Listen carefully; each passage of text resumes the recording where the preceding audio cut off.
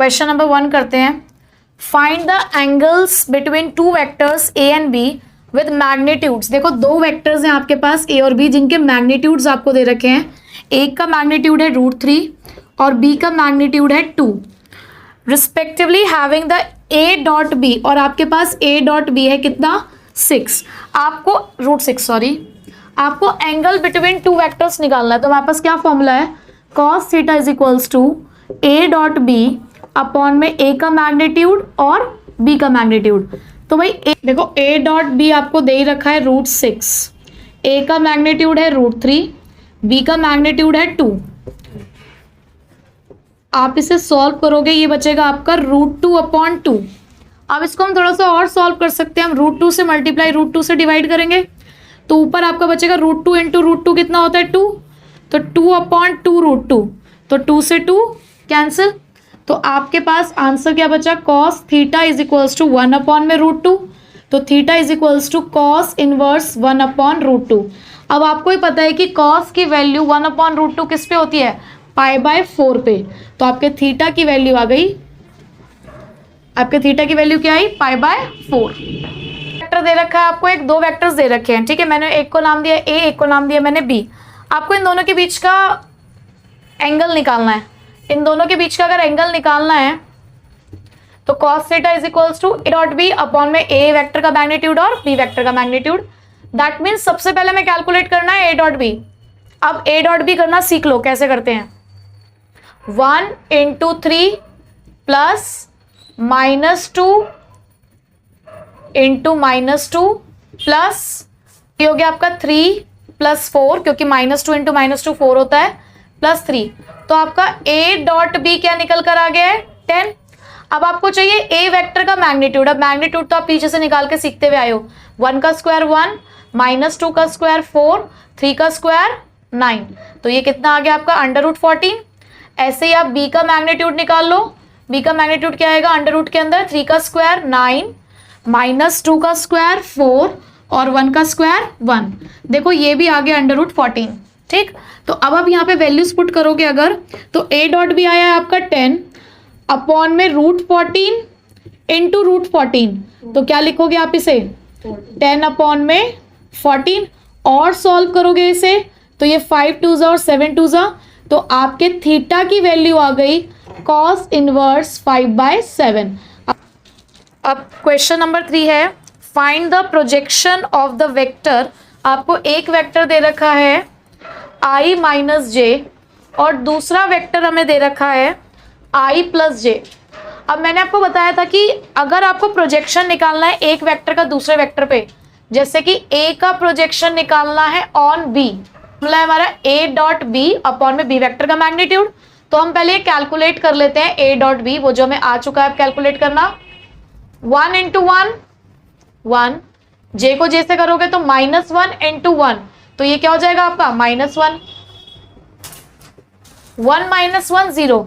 जब आपका dot product ही 0 आ गया तो आपकी कहानी यहीं खत्म होती है। आपको आगे कैलकुलेट बी वेक्टर का मैग्नीट्यूड निकालने की जरूरत नहीं, क्योंकि इसका आंसर सीधा 0 ही आ गया ना। ठीक, फोर्थ क्वेश्चन देखते हैं। सेम क्वेश्चन है, प्रोजेक्शन ही निकालना है। मैं तो कहूंगी खुद निकालो पहले, बाद में आंसर चेक करना। i + 3j + 7k और दूसरा वेक्टर आपको दे रखा है B vector 7i - j + 8k। ठीक है, अब यहां पर भी अगर हमें प्रोजेक्शन निकालना है ए वेक्टर का बी वेक्टर पे, तो सेम फॉर्मूला रहेगा हमारा। यहां पर सेम फॉर्मूला अप्लाई करेंगे, विच मीन्स फिर से हमें डॉट प्रोडक्ट निकालना है।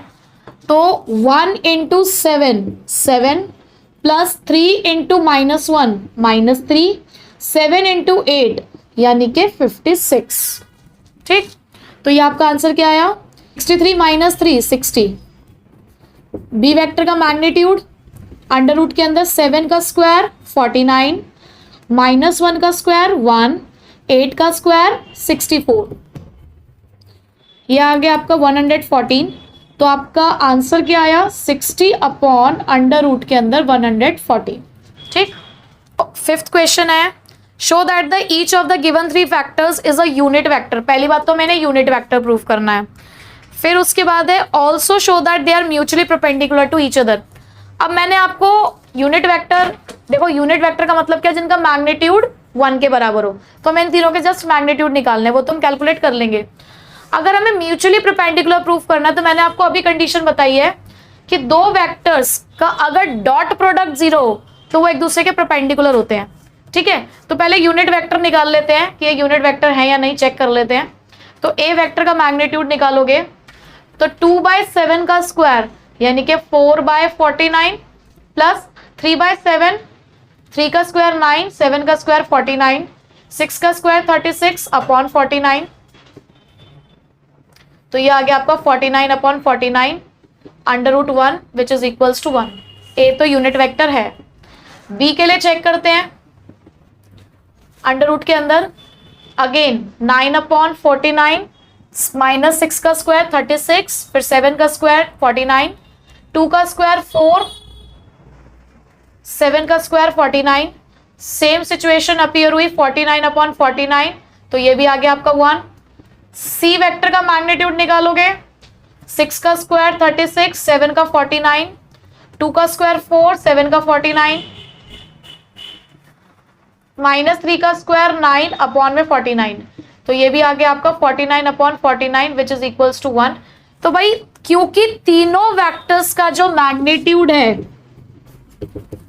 तीनों वेक्टर्स का जो मैग्नीट्यूड है वो 1 के बराबर आ रहा है, देयरफॉर तीनों वेक्टर्स क्या है, हमारे यूनिट वेक्टर्स हैं। अब बस हमें इन्हें म्यूचुअली परपेंडिकुलर प्रूफ करना है। तो म्यूचुअली परपेंडिकुलर प्रूफ करने के लिए ए डॉट बी, फिर निकालेंगे हम बी डॉट सी और सी डॉट ए। एक मैं निकालूंगी, बाकी आप अपने आप निकाल के चेक करेंगे एक बार। ठीक है, तो देखो जरा, ए डॉट बी करना है तो 2/7 इंटू 3/7 प्लस, मैं Q7 को नीचे रख रही हूं क्योंकि 7 इन तीनों के नीचे है। ठीक है, फिर 3/7 into minus 6/7 plus 6/7 into 2/7 on 49 minus 6/49 minus 8/49 plus 12/49। तो अब देखो 12 प्लस 6 18, 18 माइनस 18 0। अब बाकी दोनों एक बार अपने आप कैलकुलेट करके चेक करो। तो देखो जरा, 3/7 into 6/7 plus minus 6/7 into 2/7 plus 2/7 into minus 3/7। तो इसे आप सॉल्व करोगे, अगेन सेम सिचुएशन अपीयर हुई। सी डॉट ए लिखूं या ए डॉट सी लिखूं, बात एक ही है। तो ये देखो 2/7 into 6/7 plus 3/7 into 2/7 plus 6/7 into minus 3/7। तो ये हो गया 12/49 plus 6/49 minus 18/49। Again same situation. So क्योंकि A dot B, B dot A और ए डॉट सी सभी 0 के इक्वल हैं, देयरफॉर म्यूचुअली परपेंडिकुलर है। ठीक है, क्वेश्चन नंबर 6, हमें ए वेक्टर का मैग्नीट्यूड और बी वेक्टर का मैग्नीट्यूड निकालना है। ये कंडीशंस हमें गिवन है क्वेश्चन के अंदर। तो ये वाली जो कंडीशन दिख रही है, ये एक फॉर्मूला है हमारे पास, a plus b, a minus b, यानी कि a का स्क्वायर माइनस b का स्क्वायर। बस यहाँ पे क्योंकि मैग्नीट्यूड्स होते हैं तो मैग्नीट्यूड का स्क्वायर हो जाता है, यानी कि इसको हम इस तरीके से रिप्रेजेंट कर सकते हैं, a के मैग्नीट्यूड का स्क्वायर और b के मैग्नीट्यूड का स्क्वायर। इस पूरे की वैल्यू आपको 8 गिवन है और a का मैग्नीट्यूड 8b के मैग्नीट्यूड के बराबर है, तो ये पूरे का स्क्वायर हुआ। 8 का स्क्वायर 64, b के मैग्नीट्यूड का स्क्वायर माइनस b के मैग्नीट्यूड का square, 8 is equals to 63 b के मैग्नीट्यूड का स्क्वायर। तो जो b का मैग्नीट्यूड है वो आ जाएगा अंडर रूट के अंदर 8/63। अब आप इसको थोड़ा सा और सॉल्व कर सकते हो। आप √8 को 2√2 लिख सकते हो और 63 को 3√7 लिख सकते हो। ठीक, तो आपके पास b का मैग्नीट्यूड तो आ चुका है, ए के मैग्नीट्यूड के लिए आपको बस क्या करना है, इसको 8 से मल्टीप्लाई, तो आपका ए का मैग्नीट्यूड आ गया 16√2 अपॉन में 3√7। ठीक है, क्वेश्चन है, हमें जस्ट इसको इवैल्यूएट करना है, इसका डॉट प्रोडक्ट निकालना है, बहुत सिंपल है, साथ साथ करेंगे। 3 × 2 6, ए वैक्टर इंटू ए वैक्टर क्या हो जाता है, ए के वैक्टर के मैग्नीट्यूड का स्क्वायर। मतलब ये कंडीशन हमने पढ़ी है कि कभी भी अगर आप दो सेम वेक्टर का डॉट प्रोडक्ट करते हो तो वो उसका मैग्नीट्यूड का स्क्वायर हो जाता है। ठीक है, तो उस प्रॉपर्टी को यूज करते हुए फिर 3 × 7 21 ए वैक्टर डॉट बी वैक्टर, फिर ये इसको इससे मल्टीप्लाई करोगे, -5 × 2 10 ए वैक्टर डॉट बी वैक्टर, उसके बाद 5 × 7 35 माइनस का बी के मैग्नीट्यूड का स्क्वायर। अच्छा, यहां पर b × a, अब देखो हमने ना कम्यूटेटिव प्रॉपर्टी पढ़ी है कि चाहे आप a डॉट बी लिखो या b डॉट a लिखो, बात एक ही होती है। ठीक है, तो इसलिए मैंने वो दोनों सेम ही यूज करे हैं। अब 6 a मैग्नीट्यूड का स्क्वायर, 21 - 10 ये हो गया आपका 11 A vector dot B vector minus 35 B के मैग्नीट्यूड का स्क्वायर। हमें कोई ऐसा सच वैल्यूज नहीं दे रखी है कि हम वैल्यूज लिखें और इसको और आगे सॉल्व करें, तो हमारा आंसर यहीं तक आ गया, हमें सिर्फ इसको इवैल्यूएट करना था। ठीक है, 8th क्वेश्चन है, find the magnitude of two vectors A and be having the same magnitude. हमें ए वेक्टर का मैग्नीट्यूड और बी वेक्टर का मैग्नीट्यूड निकालना है और दोनों का मैग्नीट्यूड सेम है, तो ये कंडीशन मिल गई हमें। थीटा की वैल्यू 60 डिग्री गिवन है, लिखा हुआ है, and such that the angle between them is 60 degree, and the scalar product, अब आपको पता है स्केलर प्रोडक्ट डॉट प्रोडक्ट को ही कहते हैं, a डॉट बी 1/2 दे रखा है। अब हमें इन दोनों का अगर मैग्नीट्यूड चाहिए, दोनों के बीच का एंगल भी दे रखा है, स्केलर प्रोडक्ट भी दे रखा है, तो ये सारी चीजें हमने एक ही फॉर्मूले में पढ़ी हैं, एंगल बिटवीन टू वेक्टर्स, तो हम वही वाला फॉर्मूला यहाँ पे अप्लाई करेंगे। कौन सा, cos theta is equals to a vector dot B vector upon में ए वैक्टर का मैग्नीट्यूड और बी वैक्टर का मैग्नीट्यूड। अब cos 60 डिग्री है हमारे पास क्वेश्चन के अंदर, cos 60 डिग्री, और a डॉट बी कितना दे रखा है 1/2। अब जो a वेक्टर का मैग्नीट्यूड है वही b वेक्टर का मैग्नीट्यूड है, तो हम यहां पर a वेक्टर का मैग्नीट्यूड इंटू a वेक्टर का मैग्नीट्यूड, मैंने b को रिप्लेस कर दिया a वेक्टर के मैग्नीट्यूड से। cos 60 डिग्री की वैल्यू होती है 1/2 और यहां पर भी है 1/2, और ये हो जाएगा a के मैग्नीट्यूड का स्क्वायर, ये उधर चला जाएगा, तो a के मैग्नीट्यूड का square is equals to 1/2 upon 1/2 which is equals to the 1, तो a का मैग्नीट्यूड भी क्या आ गया 1। अब देखो जब भी स्क्वायर हटता है ना तो प्लस माइनस लिखा जाता है, लेकिन आपको ही पता है कि हम यहाँ पर पॉजिटिव वेक्टर्स पढ़ रहे हैं, यहाँ पर लेंथ हम नेगेटिव में नहीं लिखते हैं, तो इसलिए मैग्नीट्यूड यहाँ पे 1 आया है, और जो a का मैग्नीट्यूड है वही b का मैग्नीट्यूड भी है, तो यानी कि b का मैग्नीट्यूड भी क्या है हमारा 1, और मैग्नीट्यूड 1 आ रहा है, तो इसका मतलब ये और भी क्या सिग्निफाई कर रहा है कि ये कैसे वेक्टर्स हैं, यूनिट वेक्टर्स हैं। ठीक है, 9th क्वेश्चन देखते हैं।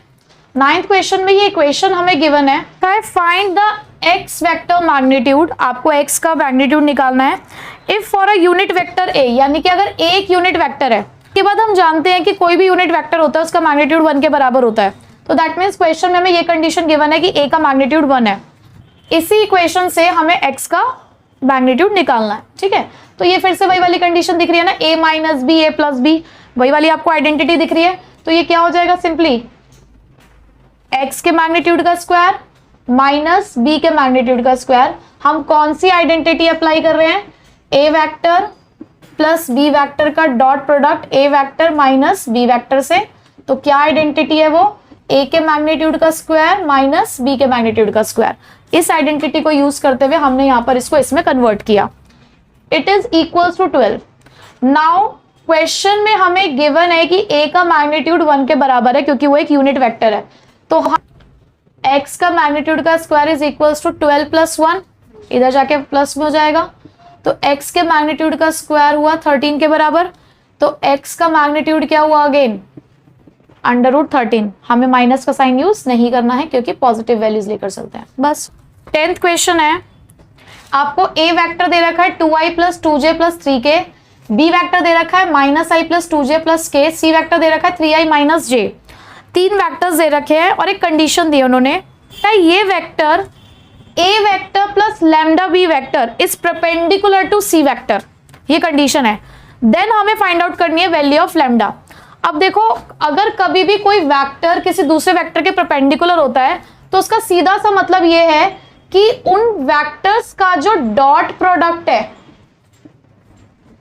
वो 0 के बराबर है। दो वेक्टर्स जो परपेंडिकुलर होते हैं तो उनका डॉट प्रोडक्ट 0 के बराबर होता है। तो हमें यहां से कंडीशन मिल गई। हम अपने वेक्टर को इसी फॉर्म में कन्वर्ट करेंगे इस इक्वेशन में। ये पूरा वेक्टर, इसको सॉल्व करके जो पूरा वेक्टर बनेगा वो सी वेक्टर के परपेंडिकुलर है। सपोज अगर मैं इसको एक डी वेक्टर नाम दे दूं तो d dot c equals to 0 है। ठीक है, मतलब अगर आपको मानना है तो आप मान सकते हो इसको डी वेक्टर, ताकि आप कंडीशन क्या लिखो, d vector dot c is equals to 0। ठीक है, तो पहले हम ये कंडीशन बनाते हैं। यहाँ पे पहले हम यहाँ पे ये कंडीशन बना लेते हैं। मैंने इसको डी वेक्टर लेट कर लिया है। तो हमारे पास वेक्टर हो गया 2i plus 2j plus 3k plus lambda minus का i plus 2j plus k। आप ए वेक्टर को तो एज इट इज कॉपी करोगे, 2i plus 2j plus 3k। यहां पर आपने जब अंदर मल्टीप्लाई करना है तो ये हो गया माइनस का lambda i plus 2 lambda j plus lambda k। ठीक है, अब आप क्या करेंगे, ये जो i वाले टर्म्स है ये एक साथ, इनको एक साथ प्लस करना है। तो भाई ये तो हो जाएगा 2 माइनस लेमडा i। ठीक है, 2 माइनस लेमडा i, क्योंकि आप इसे माइनस तो कर नहीं सकते क्योंकि आपको पता नहीं है क्या टर्म है। 2 प्लस 2 लेमडा j, इधर 3 प्लस लेमडा k। क्लियर, ये हमारा डी वेक्टर बन चुका है। अब इस डी वेक्टर को हमें सी वेक्टर के साथ डॉट प्रोडक्ट दिखाना है। तो भाई d dot c is equals to 0, तो ये पूरा लिख देते हैं यहाँ पे। ये मैंने पूरा डी वेक्टर लिख दिया यहाँ पे। अब सी वेक्टर क्या था, मेरे वेक्टर हमारा 3i plus J equals to 0। ये पूरा 3 इससे मल्टीप्लाई होगा तो हो जाएगा 6 माइनस 3 लैम्डा। ये 1 है इसका कॉम्पोनेंट, इससे मल्टीप्लाई होगा तो as it is 2 plus 2 lambda आ जाएगा। यहाँ के कॉम्पोनेंट है ही नहीं तो इसका मतलब ये 0 से मल्टीप्लाई होगा तो 0 ही रहेगा, equals to 0। 6 plus 2 8 minus 3 plus 2 तो माइनस लेमडा, तो लेमडा की वैल्यू क्या आ गई 8। अब 11th क्वेश्चन है, show that a vector magnitude into b vector plus B vector magnitude into a vector is perpendicular to a vector magnitude into b vector minus b vector magnitude into a vector for any two non-zero vectors a vector and b vector। अब इसका मतलब क्या हुआ, इसका मतलब ये है कि आपको एक तो ये वेक्टर की कंडीशन दे रखी है, दूसरी कंडीशन दे रखी है ये दोनों ही वेक्टर आपस में परपेंडिकुलर है। मतलब हमें प्रूव करना है, शो करना है। अब दोनों वेक्टर्स परपेंडिकुलर की कंडीशन फिर से वही आ गई कि इन दोनों का जो डॉट प्रोडक्ट है वो 0 के बराबर होना चाहिए। दूसरा उन्होंने ये बोला कि ए वेक्टर और बी वेक्टर ना नॉन जीरो वेक्टर्स हैं। नॉन जीरो वेक्टर्स मतलब उनके मैग्नीट्यूड 0 नहीं है। तो इनका डॉट प्रोडक्ट निकालते हैं, A vector B vector plus B vector का मैग्नीट्यूड ए वेक्टर, ये किसके बराबर है 0 के बराबर है। ये हमें आइडेंटिटी नजर आ रही है ना, ए plus b a minus B. तो भाई ये हमारा पूरा ए है तो इसका स्क्वायर करना है आपको। तो इसका स्क्वायर करोगे तो ए के मैग्नीट्यूड का स्क्वायर और बी के मैग्नीट्यूड का स्क्वायर, ये पूरा ए स्क्वायर हो गया मेरा। अब बी स्क्वायर मेरे लिए ये है तो बी के मैग्नीट्यूड का स्क्वायर इंटू ए के मैग्नीट्यूड का स्क्वायर। अब आपको ही पता है कि कॉम्यूटेटिव प्रॉपर्टी कहती है कि जब आप डॉट प्रोडक्ट लिखते हो तो ए इंटू बी लिखो चाहे बी इंटू ए लिखो, बात एक ही है। तो ये दोनों सेम ही हो गए ना, तो ये आपस में क्या हो जाएंगे, कट जाएंगे। तो आंसर क्या आ गया आपका 0।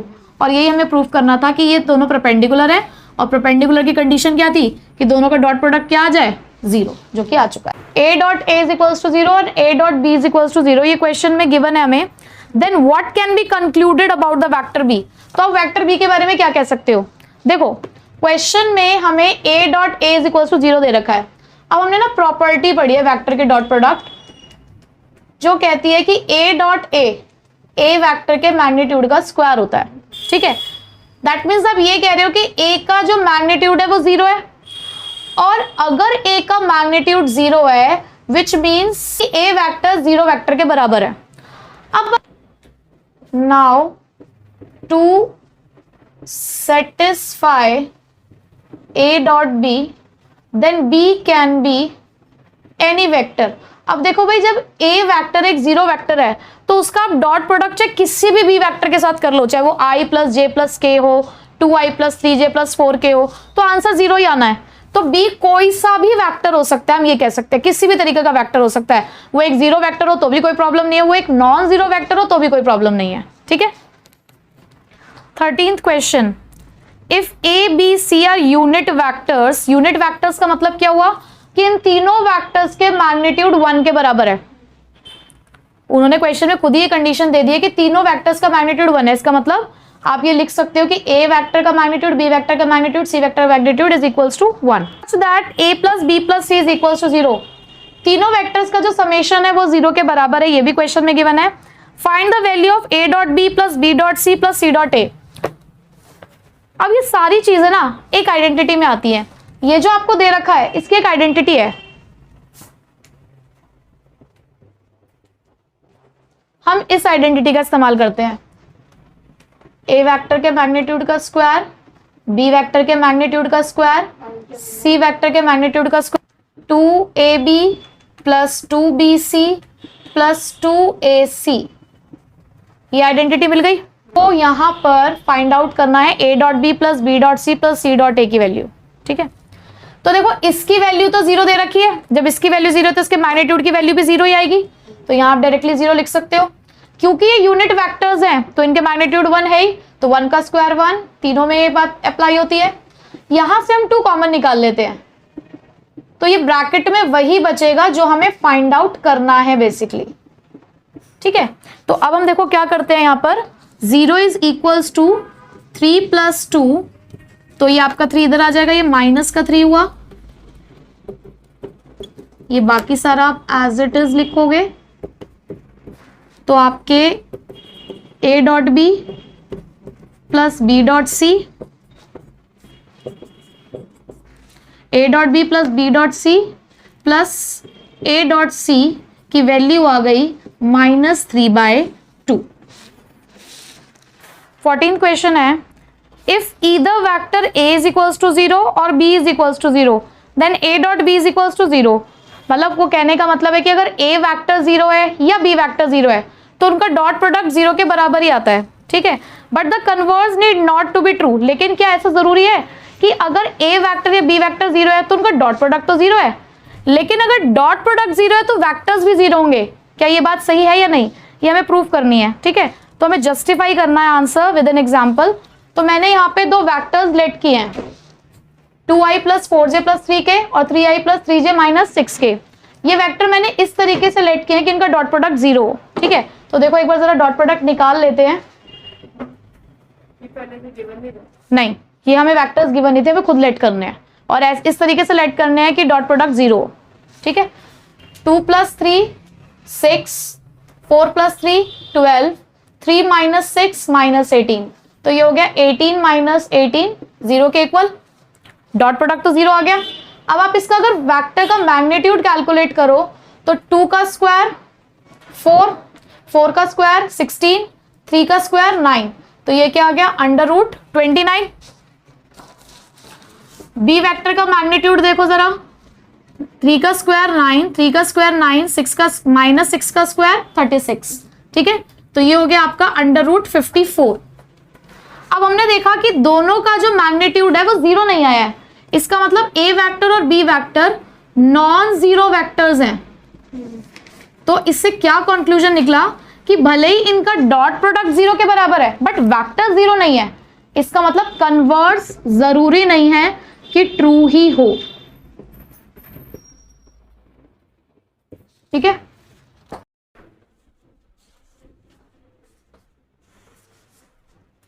so now question number 15 is if the vertices ABC of a triangle ABC are A है आपके पास 1 2 3, B है आपके पास -1 0 and 0 and C है आपके पास 0 1 2 respectively, then find the angle ABC। और ब्रैकेट में आपके पास लिखा हुआ भी है that angle ABC is the angle between the vectors BA and BC vector, means कि हमें BA और BC वेक्टर के बीच का एंगल फाइंड आउट करना है।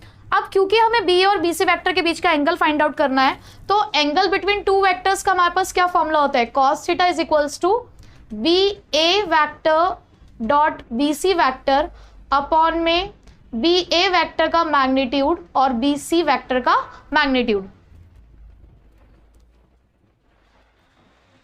ये हमारे पास पॉइंट्स दे रखे हैं ABC। पहले हमें इनसे वेक्टर क्रिएट करना है, उसके बाद हम इसके अंदर वैल्यूज को पुट कर सकते हैं।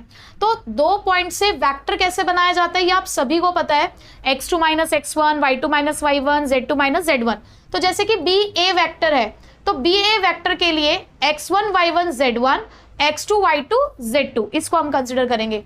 तो ये वेक्टर क्रिएट करते हैं, तो हमें करना है x2 माइनस x1, तो 1 माइनस, और ऑलरेडी ये भी माइनस का है तो माइनस माइनस प्लस, तो 1 प्लस 1 2, तो ये हो गया आपका 2i, 2 माइनस 0 2, तो ये हो गया आपका 2j, 3 माइनस 0 3, तो इसका मतलब ये हो गया आपका 3k।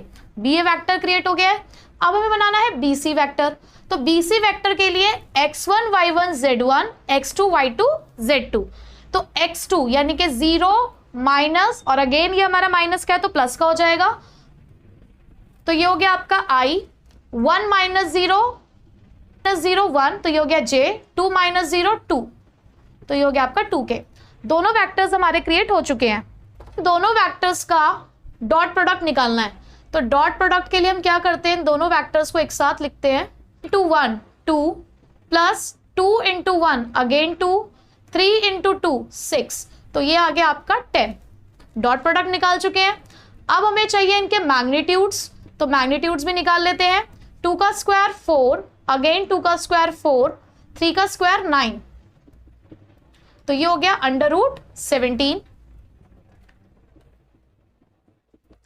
BC वेक्टर का मैग्नीट्यूड निकालते हैं, 1 का स्क्वायर 1, अगेन 1 का स्क्वायर 1 और 2 का स्क्वायर 4, तो ये हो गया है अंडर रूट 6। आई होप अब आप सभी लोगों को डॉट प्रोडक्ट्स और वेक्टर्स के मैग्नीट्यूड्स निकालने आ गए होंगे, इसलिए बहुत डिटेल में नहीं बता रही हूं। अब हम सीधे फॉर्मूले में पुट करते हैं। BA vector dot BC vector, ये हमारे पास आ गया है 10, यहां पर हमारे पास है अंडर रूट 17 और under root 6, so cos theta is equals to 10 upon में हम इन दोनों को मल्टीप्लाई कर लेंगे, तो मल्टीप्लाई करने पे हमें मिलेगा 102। Theta is equals to cos inverse 10 upon में अंडर रूट के अंदर 102, ये हो गया हमारा answer. Now the 16th question is, show that the points A 1 2 7, B 2 6 3 and C 3 minus 10 minus 1 are collinear। But उसके लिए पहले हमें वेक्टर्स क्रिएट करने ही पड़ेंगे। तो वेक्टर्स हम कौन कौन से क्रिएट करेंगे यहाँ पे, AB वेक्टर, BC वेक्टर और AC वेक्टर। तो बहुत सिंपल, फिर से वही 2 पॉइंट से वेक्टर कैसे बनाते हैं अब आप सबको आता है। 2 माइनस 1 1, 6 माइनस 2 4, 3 माइनस 7 माइनस का 4k, AB वेक्टर आ चुका है। BC वेक्टर आप बनाओगे 3 minus 2 i, 10 minus 6 4, minus 7 minus 3 minus 4k। AC vector के लिए 3 minus 1 2, 10 minus 2 8j, minus 1 minus 7, तो माइनस 8k। तीनों वेक्टर्स आ चुके हैं। अब आपको कॉलिनियर के लिए क्या करना है, इन तीनों वेक्टर्स के मैग्नीट्यूड्स निकालने हैं। देखो 1 का स्क्वायर 1, 4 का स्क्वायर 16, माइनस 4 का स्क्वायर अगेन 16, तो ये आपका आ गया under root 33। Again BC vector का निकालते हैं मैग्नीट्यूड, 1 का स्क्वायर 1, 4 का स्क्वायर 16, माइनस 4 का स्क्वायर 16, तो ये भी आ गया अंडर रूट 33। AC वेक्टर का मैग्नीट्यूड निकालते हैं, 2 का स्क्वायर 4, 8 का स्क्वायर 64, माइनस 8 का स्क्वायर अगेन 64, तो ये आपका आएगा आपका 132। अब इस 132 को आप इस तरीके से भी लिख सकते हो, 2 अंडर रूट 33। हमें क्या दिख रहा है कि दो वेक्टर्स के मैग्नीट्यूड का सम हमारे तीसरे वेक्टर के मैग्नीट्यूड के बराबर आ रहा है, यानी कि under root 33 plus under root 33 किसके बराबर आ रहा है, 2 रूट 33। तो अगर आपकी ये कंडीशन सेटिस्फाई हो जाती है, अगर आपकी ये एडिशन प्रॉपर्टी सेटिस्फाई हो जाती है, तो विच मीन्स कि आपकी जो तीनों पॉइंट्स हैं ये कैसे हैं, collinear. 17th question, show that the vectors 2i minus j plus k, I minus 3j minus k and 3i minus 4j minus k are the vertices, form the vertices of a right angle triangle. हमें इन्हें right angle triangle के vertices proof करना है। हालांकि ऐसा question भी हम पहले कर चुके हैं, और जब भी आपको राइट एंगल ट्राइंगल प्रूफ करना हो तो पाइथागोरस थ्योरम ही है जो हमारी हेल्प करती है। तो यहाँ पर अगर हमें पाइथागोरस थ्योरम को प्रूफ करना है तो इन सभी वेक्टर्स के लिए सभी वर्टिसेस का जो मैग्नीट्यूड निकालेंगे हम इन वर्टिसेस से पहले उनकी साइड्स निकालेंगे, फिर उनके मैग्नीट्यूड फाइंड आउट करेंगे, और अगर मैग्नीट्यूड हमारे पाइथागोरस थ्योरम को वेरीफाई कर देगा तो ये वर्टिसेस राइट एंगल ट्राइंगल के ही कहलाएंगे। ठीक है, तो पहले हम वेक्टर्स बना लेते हैं जरा यहाँ से। ए बी वैक्टर, सपोज ये ए बी और सी है रिस्पेक्टिवली, तो 1 - 2 -i, -3 + 1 तो -2j, -5 -1 -6k। BC वेक्टर बनाते हैं 3 - 1 2i, -4 + 3 -j, -4 + 5 तो +k। AC वेक्टर हम बनाते हैं 3 - 2i, -3j, -4 -1 -5k। अब निकालने हैं हमें इनके मैग्नीट्यूड्स, तो -1 का स्क्वायर 1, 2 का स्क्वायर 4, -6 का स्क्वायर 36, ये हो गया आपका √41। BC वेक्टर का मैग्नीट्यूड निकालोगे 2 का स्क्वायर 4, 1 का स्क्वायर 1, 1 का स्क्वायर 1, ये हो गया आपका 6। AC वेक्टर का मैग्नीट्यूड निकालोगे आप 1 का स्क्वायर 1, -3 का स्क्वायर 9 और -5 का स्क्वायर 25, तो ये हो गया आपका √35। अब अगर आप देखो तो अब आप देखिए AB मैग्नीट्यूड का square is equals to the BC magnitude का स्क्वायर प्लस AC के मैग्नीट्यूड का square, which is 41 is equals to 6 + 5, यानी कि 41 इज इक्वल्स टू 41। तो यहाँ पर हमें दिख रहा है कि हमारी पाइथागोरस थ्योरम वेरीफाई कर रही है कि एक के साइड का स्क्वायर बाकी दो के साइड्स के सम के स्क्वायर के बराबर है। Therefore these are the vertices of the right angled triangle।